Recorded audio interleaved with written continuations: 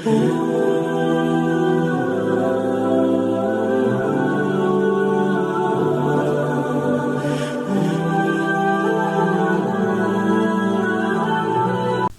तारीफ़ें अल्लाह के लिए, तमाम दुरूद व सलाम मोहम्मद वाले मोहम्मद के लिए। नाज़रीन अस्सलामु अलैकुम, मेरा नाम है फराज अहमद और आज हम हाजिर हैं एक नई वीडियो में। नाज़रीन, आज मैं रूह के मुतल्लिक़ कुछ बात करूंगा और सुकराते मौत के मुतल्लिक़ कुछ बात करने वाला हूँ। और आखिर में मैं बताऊंगा कि कुछ लोगों का सवाल है, क्या जो हम कब्रिस्तान में जाकर अपने प्यारों की कब्रों पर जो सलामी देते हैं, जो फातिहा ख्वानी करते हैं, क्या उन्हें पता चलता है कि वो कौन उनसे मिलने आया है और कौन उनकी फातिहा के लिए दुआ के लिए आया है या नहीं। नाज़रीन, पहले बात कर लूँ मैं अरवाह के ऊपर। कुछ लोग मुझसे पूछते हैं, फराज भाई बताएं ये रूह क्या है, रूह जिस्म रखती है तो कैसा, और रूह क्या है। तो मैं अपने तरीके से नहीं, नहजुल बलागा किताब का नाम है जिसमें मेरे मौला अली अलैहिस्सलाम सरकार फरमाते हैं कि जो रूह है उसे इंसान पकड़ नहीं सकता, छू नहीं सकता। बिल्कुल इस तरह जैसे हवा को हम पकड़ नहीं सकते, छू नहीं सकते, महसूस कर सकते हैं, इसी तरह रूह का हिसाब है। रूह का वजूद भी इस तरह है जैसे हवा, उसे दरवाज़ों की मोहताजी नहीं कि दरवाज़ा बंद है तो वो जा नहीं सकती, वो कहीं भी जा सकती है। लेकिन याद रखें कि मरने के बाद रूह पर उसका कंट्रोल नहीं रहता। अल्लाह के ज़रिए, अल्लाह के हुक्म के ज़रिए और मासूम की इजाज़त होगी तो वो किसी भी जगह से बाहर चली जाएगी। बगैर इजाज़त के रूह कहीं नहीं जा सकती। जब तक हम जिंदा हैं हम कहीं भी जा सकते हैं, लेकिन मरने के बाद हमारी रूह मोहताज है जिसकी अल्लाह के हुक्म की है। सुकराते मौत पर आता हूँ। सुकराते मौत के ज़रिए मैंने कुछ वीडियोस पहले भी बनाई हैं और आज मैं उसी पर बात करूँगा कि सुकराते मौत है क्या। नाज़रीन, सुकराते मौत एक ऐसा अज़ाब है जो मरने से पहले इंसान को होता है, जो मरने से पहले इंसान को होता है। क्यों होता है उसकी एक रीज़न है, गाने सुनना। गाने सुनना, मौसीकी सुनने से वो अज़ाब हमें होता है। हमारी रूह आसानी से नहीं निकलती, हमारी रूह आसानी से ना कि निकलती नहीं, और दूसरी ये कि हमें अज़ियत होती है। इसी के मुतल्लिक़ मेरे इमामों ने, जो 12 इमाम हैं, कितने इमामों की रिवायत है जो मैं पेश कर सकता हूँ, लेकिन एक वो रिवायत जो हर इमाम ने तकरीबन बताई, मैं वो हवाला पेश करता हूँ कि इमाम क्या फरमाते हैं। मौला फरमाते हैं कि सुकराते मौत इसलिए होता है कि जो इंसान बड़े बड़े गुनाह करता है वो उसके हाथों पर चिपक जाते हैं, उसकी बॉडी से स्टिक हो जाते हैं, और जब मलकुल मौत उसकी रूह खींचने लगता है तो वही गुनाह उसके अज़ियत देते हैं। वो गुनाह उसे इतनी अज़ियत देते हैं कि रूह बहुत ही सख्ती के साथ कब्ज़ की जाती है। याद रखिए, कुछ रूहें ऐसी हैं जो फूल से जैसे खुशबू निकलती है ऐसे निकल जाती है, और कुछ रूहें ऐसी हैं कि जिनको खींच के निकाला जाता है, जिनके मुतालिक इमाम ने मिसाल ये दी कि कैसा होगा, इमाम ने मिसाल दी कि कैसा होगा कि तुम्हारी जिंदा हालत में तुम्हारे ऊपर से तुम्हारी खाल को खींच लिया जाए, कैसा होगा तुम्हारी हाथ को, जिंदा हाथ को, तुम जिंदा और तुम्हारा हाथ को कीमा कर दिया जाए, काट कर जिंदा खाल खींच ली जाए। तो वो अज़ियत सुकराते मौत की है, और वो इस वजह से, मौसीकी की वजह से, क्योंकि सरकार मोहम्मद सल्लल्लाहु अलैहि वसल्लम फरमाते हैं कि जो मौसीकी है वो शैतान की अज़ान है, जो मौसीकी है वो शैतान की अज़ान है। और सुकराते मौत के लिए कुछ दुआएं हैं, कुछ दुआएं हैं जिनको पढ़ते हैं तभी जाकर रूह निकलती है, वरना बहुत अज़ियतनाक मरहला है वो मरने वाले के लिए। और एक चीज़ कहूँगा, मौसीकी हराम थी, हराम है और हराम ही रहेगी। ये हवाले जो लोग पेश करते हैं कि ये हलाल है, ये हराम, भी इमाम ने इसको अच्छा नहीं कहा। मौसीकी बिल्कुल अच्छी चीज़ नहीं है, इंसान की ज़िंदगी बर्बाद कर देती है।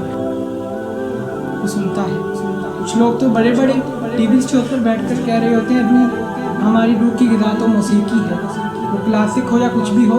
तो जब सरकार ने मना फरमा दी तो दूसरे बंदे क्या कहते हैं, जो सरकार की बात पर अपनी बात को ला रहे हैं, उनका दीन से क्या ताल्लुक़ है।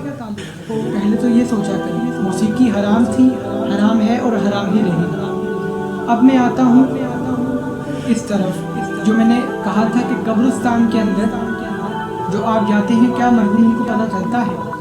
ناظرین، جب آپ قبرستان میں داخل ہوتے ہیں نا، تمام مرحومین اٹھ جاتے ہیں، تمام مرحومین اٹھ جاتے ہیں اور ہاتھ جوڑ کر کہتے ہیں کہ ہمارے لیے آئے ہو تو کچھ ہمیں دے کر جاؤ۔ قبرستان جب جائیں تو دو باتوں کا خیال رکھیں، وقت مقرر نہ رکھیں۔ جب آپ قبرستان میں داخل ہو گئے ہیں سب سے پہلے تو آپ سلام کریں، اور دوسرا یہ کہ موبائل فون وہاں پر یوز نہ کریں، ہنسی مذاق نہ کریں۔ وہ شہر خاموشہ ہے، وہاں جتنے بھی لوگ ہیں اس دنیا میں سو رہے ہیں۔ جب آپ وہاں پر جا رہے ہیں تو وہ آپ سے مانگ رہے ہیں کہ اپنے کے لیے جو دے رہے ہو ہمیں بھی کچھ دے جائیں۔ دوسری چیز ناظرین، جب آپ قبرستان میں داخل ہوتے ہیں، وہ ایک سلام میں نے ویڈیو بنائی تھی مولا علی علیہ السلام کا سلام، کہ جس کو پڑھنے سے 25 سال کے گناہ معاف ہوتے ہیں، آپ کے اور آپ کے والدین کے۔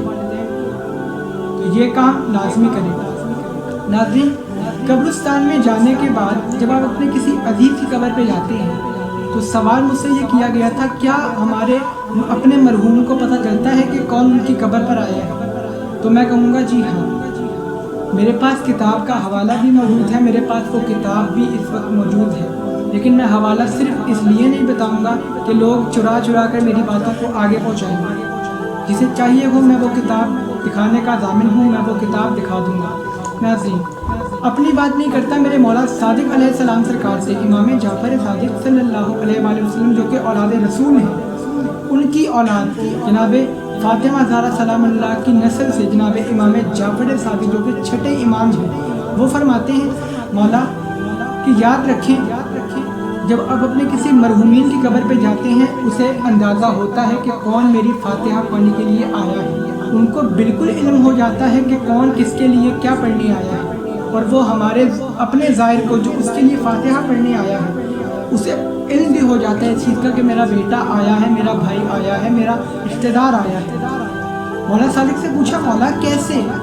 فرمایا کہ عالم برزخ میں جو بھی تمہاری روح چلی گئی ہے انسان کو اسی طرح پتہ چل جاتا ہے جیسے آسمان پر ہے سورج اور اس کی کرنیں زمین پر پڑتی ہیں۔ انہوں نے کہا بالکل اس طرح جب آپ کسی اپنے کی قبر پہ جاتے ہیں تو اسے علم ہو جاتا ہے کہ یہ میرا بھائی ہے، یہ میرا بھانجا ہے، یہ میرا بھتیجا ہے، یہ میرا چاچو ہے، یہ میرا تایا ہے، یہ میرا بیٹا ہے، یہ میرا چچا ہے، کوئی بھی ہے اسے پتہ چل جائے گا، رشتہ بھی جان جائے گا کہ کون آیا، اور اسے پتہ چل جائے گا کہ یعنی یہ مجھ پر پڑھائی کر رہا ہے۔ آپ قبرستان میں چلے جاتے ہیں تو یاد رکھیں کہ آپ نے جو قبر پہ پڑھائی کرنی ہے ایک تو بلند آواز میں کریں، دوسرا میں یہ کہوں گا کہ آپ قبر پر اپنا سیدھا ہاتھ رکھیں۔ امام علی علیہ السلام مولا علی علیہ السلام سرکار فرماتے ہیں کہ میں نے خود جناب سرکار محمد صلی اللہ علیہ وآلہ وسلم سنا کہ سرکار محمد مصطفیٰ نے کہا کہ جو